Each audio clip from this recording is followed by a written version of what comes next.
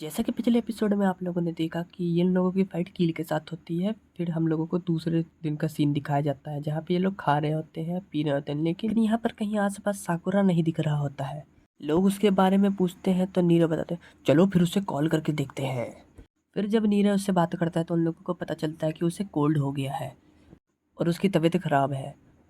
तो सुओ और नीरज उसके घर जाते हैं पहली बार। उन लोगों को नहीं पता था कि उसका घर कहाँ है, पर उन लोगों के पास उसका लोकेशन था तो वो धीरे धीरे उसके घर पहुंचते हैं। उन लोगों को लग रहा था कि उनका घर बहुत दूर है, लेकिन उसका घर उतना भी दूर नहीं था। ऐसा हो सकता है कि उसकी फैमिली ने उसका घर रीलोकेट किया हो कुछ काम धाम के लिए।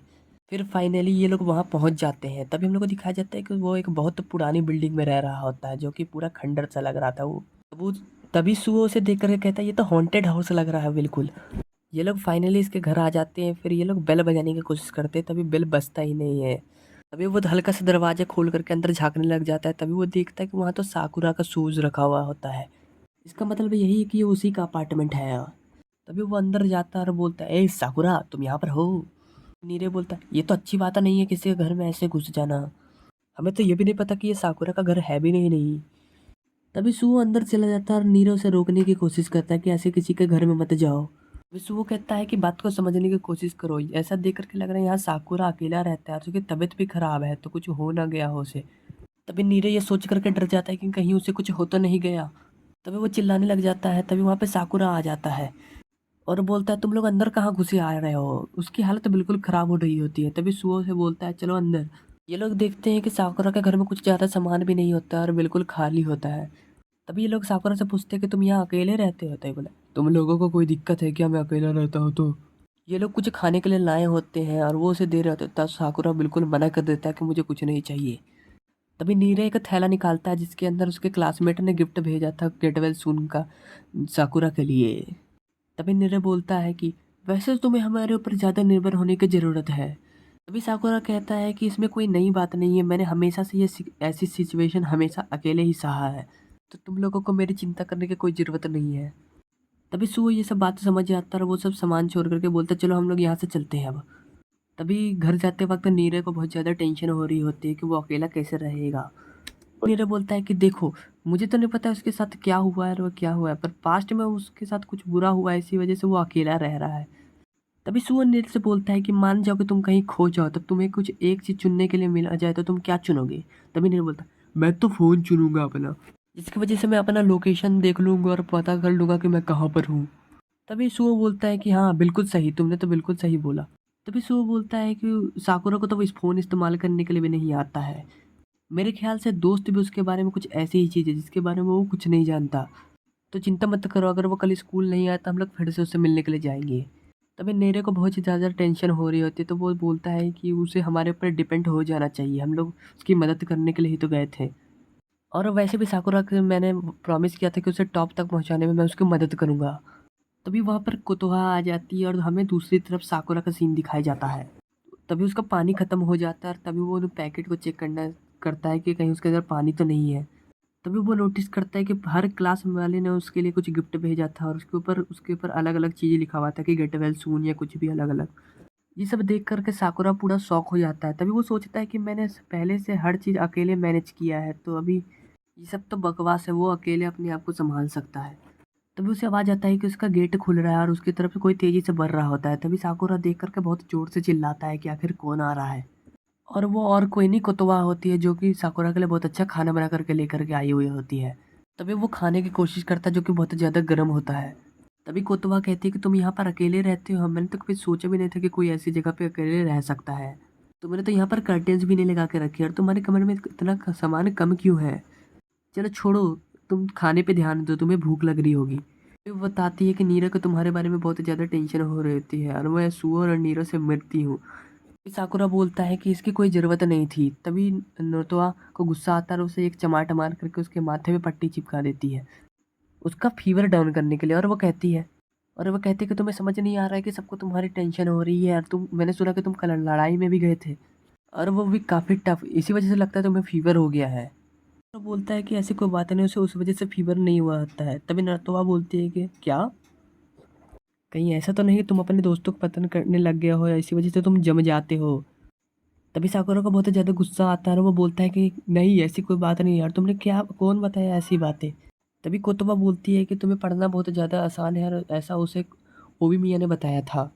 तभी साकुरा बोलता है कि ऐसा कुछ नहीं है, ऐसी कोई सॉफ्ट चीज़ों से फ्रीज नहीं कर सकती। तभी कोतोबा कहती है कि अब जो हो गया उसे तो हम बदल नहीं सकते, तो चलो हम दूसरा रास्ता अपनाते हैं। तभी साकुरा बोलता है क्या दूसरा रास्ता। तभी नोतोबा बोलती है कि हाँ, अब तुम्हें अपने आसपास रहने वाले लोगों पर और ज़्यादा भरोसा करना सीखना होगा। तभी साकुरा बोलता है नहीं, मैं अकेले ये सब हैंडल कर सकता, ये सब मेरी प्रॉब्लम है।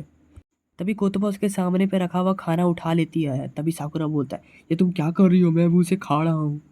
तभी कोतोबा बोलती है कि तुम इसे अकेले बना सकते हो, तुम्हारे पास इंग्रेडिएंट भी नहीं है, तुम्हारे पास स्टोव भी नहीं है, बाकी लोगों की वजह से तुम्हें समय मिला कि तुम रेस्ट कर सको, ताकि तुम उठो तो तुम्हारे पास खाना और पानी दोनों हो। तभी साकुरा बोलता है कि ऐसी कोई बात नहीं है, मैं अपना काम खुद कर सकता हूँ, मैं चाहूँ तो बाहर से खाना भी ला सकता हूँ। तभी कोतोबा बोलती है कि बाकी सारे लोगों ने तुम्हारे लिए ऐसा किया ताकि तुम दूसरे काम पे फोकस कर सको, सभी लोग अपना काम खुद नहीं कर सकते, इसलिए तुम्हें दूसरों के ऊपर थोड़ा निर्भर होना सीखना पड़ेगा। शुरुआत में ये डरावनी हो सकती है कि तुम दूसरे के ऊपर विश्वास करना सीख जाओगे बाद में। फिर हमें सुबह का सीन दिखाया जाता है जहाँ पर काजी को दिखाया जाता है, वो भी अपने क्लासरूम में बैठा हुआ होता है और उससे मिलने के लिए कोई आया हुआ होता है जो कि साकुरा होता है। तभी काजी के रूम में मतलब कि आकर के बोलते हैं कि वाह वाह, तुम तो सेनपाई बन गए हो, तुमसे तो जूनियर मिलने के लिए आते हैं मदद मांगने के लिए। तो को दिखाया जाता है कि काजी के टीममेट उसे जानते होते हैं कि यह साकुरा है जो कि पिछले लड़ाई में उन लोगों के साथ लड़ा था, हालांकि ये जूनियर होने के बाद भी बहुत अच्छा लड़ा था।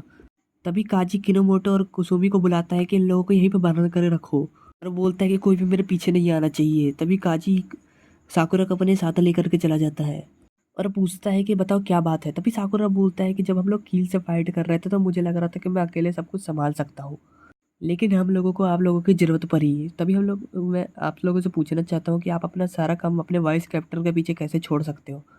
तभी काजी साकुरा को अपने साथ लेकर के जाता है और एक वेंडिंग मशीन से एक कॉफ़ी खरीदता है और उसे दे देता है। तभी काजी उसे लेकर के टेरेस पर जाता है और बोलता है कि ऐसी बातें करने के लिए हम लोगों को कहीं ऊपर और ऐसी जगह पे जाना चाहिए जहाँ पे कोई आना नहीं चाहिए। तभी काजी साकुरा से पूछता है कि तुम यही पूछ रहे थे ना कि मैं दूसरों के ऊपर रिलाई कैसे कर सकता हूँ। तभी काजी बोलता है कि मैं ऐसा इसलिए कह रहा हूँ क्योंकि मैं किसी दूसरे के ऊपर रिलाई हूँ और मैं किसी अकेले सारे काम नहीं कर सकता हूँ। तो तभी साकुरा बोलते हैं कि क्यों, तुम अकेला अपना काम क्यों नहीं कर सकते। तभी काजी साकुरा के हाथ से वो कॉफ़ी छीन लेता है और उसके ऊपर नया लेवल लगा देता है ग्रीन टी लिख करके। तभी काजी साकुरा से पूछता है कि इस बताओ ये क्या है। तभी साकुरा बोलता है कि ये तो तुमने ग्रीन टी लिखा है, लेकिन तभी काजी बोलता है तुम तो जानते हो इसके अंदर कॉफ़ी है। तभी वो बोलता है कि मैं चाहे इसके ऊपर कितना भी लिख दूँ ग्रीन टी, लेकिन ये रहेगी तो कॉफ़ी ही। तभी काजू बोलता है ये तुम्हारा सीन है, तुम सोचते हो कि तुम सब चीज़ कर सकते हो, लेकिन तुम अंदर से बिल्कुल वैसा नहीं सोचते, तुम वैसा बिल्कुल नहीं कर सकते अकेला बिना किसी के मदद के। तभी साकुरा बोलता है कि वो तो वो सब बिल्कुल भूल गया है किसी के ऊपर रिलाई करना, और वो सब लोगों। तभी काजी बोलता है कि मैंने सुना है कि इस छत पर भूत रहते हैं, जब एक लड़का यहाँ पे पिछली बार आया था तो वन पीस में एक यहाँ पे एक लड़की खड़ी होती है, औरत। तभी अगली सुबह यहाँ पर जब लोग जांच पड़ताल के लिए आए तभी वहाँ पर देखा कि एक कपड़ा बंधा हुआ होता है ब्लैक कलर का, जो कि बिल्कुल औरत की तरह लग रहा होता है। तभी साकुरा बोलता है कि हाँ हो सकता है उसे गलत फैमिली हो गई होगी। तभी काजी बोलता है बिल्कुल सही, तुमने ऐसा सोच के रखा है कि तुम्हें सब लोग रिजेक्ट कर देंगे, उनके डर से जीते रहते हो। तभी काजी बोलता है कि मुझे नहीं पता कि तुम्हारे पास्ट में तुम्हारे साथ क्या हुआ है, लेकिन मैं तुम्हें समझ सकता हूँ, तो तुम अपने दोस्तों पे भरोसा करो। तभी काजी बोलता है कि ओ शिट, मैंने बहुत ज़्यादा ही बोल दिया। तभी यहाँ पीछे से ताली बजाने की आवाज़ आती है जो कि ओमी मियाँ होते हैं। तभी ओमी मियाँ कहते हैं क्या बात है काजी, क्या बात है। ये तो भाई काफ़ी हार्ट टचिंग वाला मोमेंट था इन दोनों का। तभी बीच में अकेले लेकिन ये सुन करके काफ़ी ज़्यादा शौक में हो जाता है। फिर आगे कहता है हमें माफ़ करना, हम छुप के तुम्हारी बातें सुन रहे थे। और ये एपिसोड यहीं पर ख़त्म हो जाता है। मिलते हैं अगले एपिसोड में, तब तक के लिए वीडियो को लाइक करके चैनल को सब्सक्राइब कर देना गाइस।